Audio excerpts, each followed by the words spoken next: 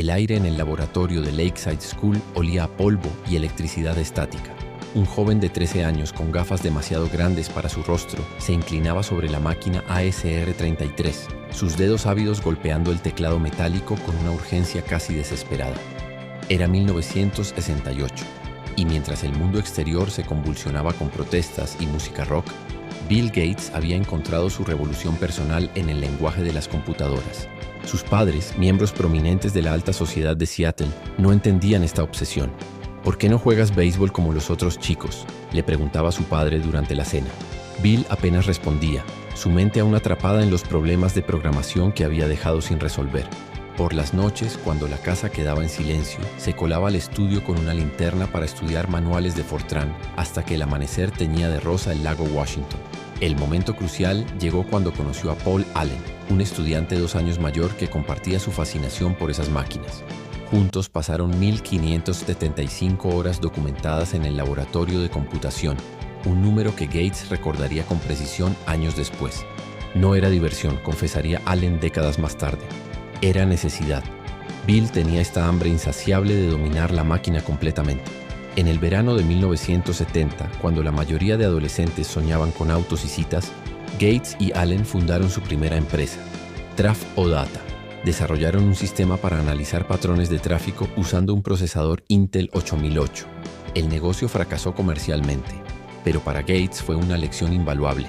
Aprendí más sobre hardware en esos meses que en toda mi carrera universitaria. Harvard debería haber sido su coronación. Hijo de una familia adinerada, con calificaciones perfectas, el camino hacia el derecho o la medicina estaba pavimentado, pero las aulas le parecían una prisión. Me aburría de manera física. Recordaría años después. Pasaba más tiempo en el laboratorio de computación que en clases, resolviendo complejos problemas matemáticos por puro placer. Hasta que una fría tarde de enero de 1975, Allen apareció corriendo con una revista en la mano. «Mira esto», jadeó Allen, mostrando la portada de Popular Electronics. La Altair 88800, la primera computadora personal. Gates lo miró con sus ojos azules intensos. «Tenemos que hacer un BASIC para esto». Allen parpadeó. «Pero no tenemos un Altair, ni siquiera el manual». Gates ya estaba sacando papel y lápiz. «No lo necesitamos». Las siguientes 8 semanas fueron un torbellino de código, pizza fría y Coca-Cola. Gates desarrolló fiebre por agotamiento, pero seguía dictando instrucciones entre accesos de tos. Cuando finalmente llamaron a MITS, los fabricantes de la Altair, el ingeniero Ed Roberts escuchó incrédulo. «¿Cómo dicen que tienen un BASIC si no tienen nuestra computadora?». La respuesta de Gates sería legendaria: «Porque somos buenos». El viaje a Albuquerque para la demostración fue surrealista. Allen tuvo que cargar el programa en cinta perforada porque no tenían disco. La Altair se colgó 3 veces durante la prueba. Pero cuando finalmente funcionó, Roberts supo que estaba ante algo revolucionario. «Estos chicos son diferentes», le confesó a su esposa esa noche. El acuerdo con MITS les dio $3,000 iniciales, pero Gates insistió en algo radical. Microsoft, entonces escrito con guión, Microsoft, conservaría los derechos de licencia. «Si esto despega, cada computadora necesitará nuestro software», le explicó a un Allen escéptico. Era 1975 y acababan de inventar el modelo de negocio que dominaría la industria tecnológica. El pequeño apartamento que alquilaron en Albuquerque era tan sórdido que las cucarachas parecían compañeras de cuarto. Gates trabajaba descalzo, vestido con la misma ropa durante días, obsesionado con cada línea de código. Cuando descubrió que aficionados copiaban su BASIC sin pagar, su respuesta fue una carta abierta a los hobbyistas que sacudió la incipiente comunidad tecnológica. ¿Qué incentivo tiene cualquier negocio para invertir años en desarrollo si su trabajo puede ser robado? La reacción fue furiosa. Lo llamaron codicioso, traidor al espíritu colaborativo de la informática. Pero Gates no cedió. El software era un producto, no un hobby. En 1977, con Microsoft facturando $500,000 anuales, Gates hizo lo impensable. Dejó Albuquerque para regresar a Seattle. No era nostalgia, era estrategia fría. «Necesitamos reclutar a los mejores cerebros y nadie quiere vivir en Nuevo México», explicó a su cada vez más reducido círculo de amigos. La oficina sobre el restaurante en Bellevue era un caos organizado. Pizzas frías se apilaban junto a montañas de código impreso. Gates revisaba personalmente cada programa, enviando memorandos a las 3 a.m. con correcciones precisas. Su memoria fotográfica se convirtió en leyenda. Podía recitar líneas específicas de código años después de haberlas escrito. Trabajar para Bill era como ser examinado por un dios omnisciente y extremadamente detallista, confesaría un programador. Pero el verdadero punto de inflexión llegó en 1980, cuando IBM, el gigante que dominaba el 80% del mercado informático, buscaba un sistema operativo para su nueva PC. Gates no tenía uno, pero dijo sí antes que sus competidores. En un movimiento que estudian en todas las escuelas de negocios, compró Kios, Quick and Dirty Operating System por $75,000 a un pequeño desarrollador de Seattle, lo rebautizó como MS-2 y lo licenció a IBM manteniendo los derechos. Fue como vender el mismo libro infinitas veces. Mientras Steve Jobs en Apple regalaba su sistema operativo con cada computadora, Gates construía un imperio basado en licencias. Para 1983, MS-2 corría en el 90% de las PCs. Microsoft ya no era una startup, era el sistema nervioso de la revolución digital. Pero el éxito tenía un precio. Paul Allen, diagnosticado con cáncer de Hodgkin, dejó la empresa en medio de crecientes tensiones. Bill quería tomar todo el control, recordaría Allen años después. Era como si nuestra amistad nunca hubiera existido. Gates, por su parte, se hundió aún más en el trabajo. Dormía bajo su escritorio, memorizaba las placas de licencia de sus empleados para saber quién llegaba tarde y en reuniones saltaba sobre las mesas gritando cuando algo no le gustaba. Al finalizar 1984, Microsoft superaba los 100 millones en ventas anuales. Gates, de apenas 29 años, era el millonario más joven de Estados Unidos. Pero en un rincón de Silicon Valley, un antiguo conocido preparaba su venganza.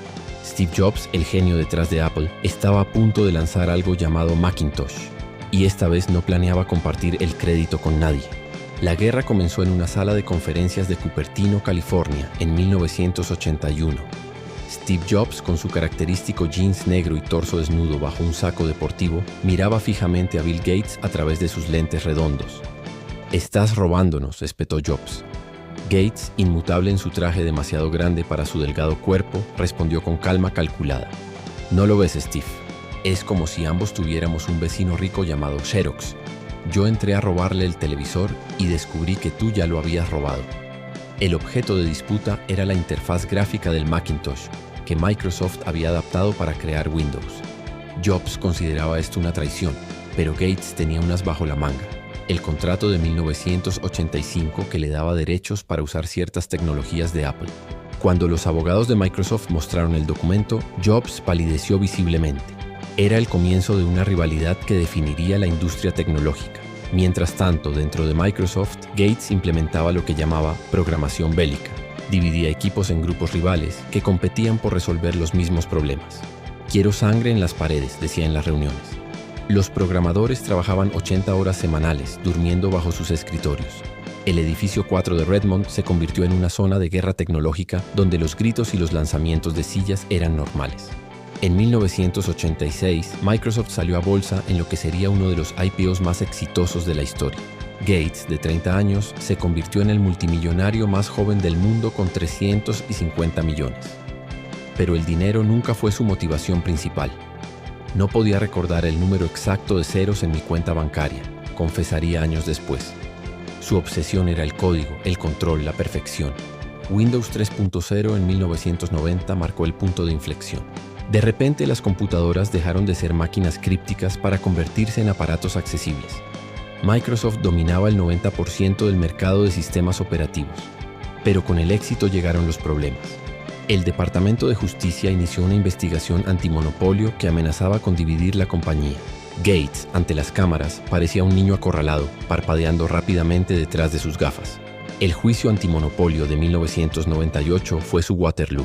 Los correos internos donde Gates llamaba asno a un competidor o hablaba de estrangular a Netscape se hicieron públicos. En el estrado, su comportamiento evasivo y sarcástico dañó su imagen global. «¿Es esta su firma, señor Gates?», preguntó el fiscal. «No parece, pero podría ser», respondió Gates, provocando risas en la corte. El juez lo declaró monopolista. El nuevo milenio trajo cambios radicales. En enero de 2000, Gates sorprendió al mundo al ceder el cargo de CEO a Steve Ballmer. Pero el verdadero terremoto llegaría el 15 de junio de 2006, cuando anunció su retiro gradual de Microsoft para dedicarse a la filantropía. Los cínicos murmuraban sobre el juicio antimonopolio, Los optimistas hablaban de redención. La verdad era más compleja. La Fundación Bill y Melinda Gates, creada en 2000, se convirtió en la organización caritativa más poderosa del planeta. Gates aplicó a la filantropía la misma obsesión por los datos que lo hizo rico. No se trata de dar dinero, se trata de salvar vidas de la manera más eficiente posible, explicaba mientras analizaba tasas de mortalidad infantil en Sudán con la misma intensidad que antes revisaba líneas de código. Hoy, con Microsoft valorado en más de 2 billones, su legado es paradójico. El mismo hombre acusado de prácticas monopolísticas ha donado 50.000 millones a combatir enfermedades globales. El niño que quería dominar las computadoras ahora busca erradicar la malaria. El genio tecnológico que no reconocía límites ahora advierte sobre los peligros de la inteligencia artificial. En sus propias palabras, mediré mi vida por una sola métrica: ¿cuántas vidas salvé? Quizás sea este el código más importante que escribirá. No en lenguaje basic, sino en esperanza humana. La historia aún no termina de juzgar si Bill Gates fue un depredador capitalista, un filántropo visionario o simplemente un hombre demasiado inteligente para su propio bien que finalmente encontró un problema lo suficientemente grande para su mente gigantesca: el mundo mismo.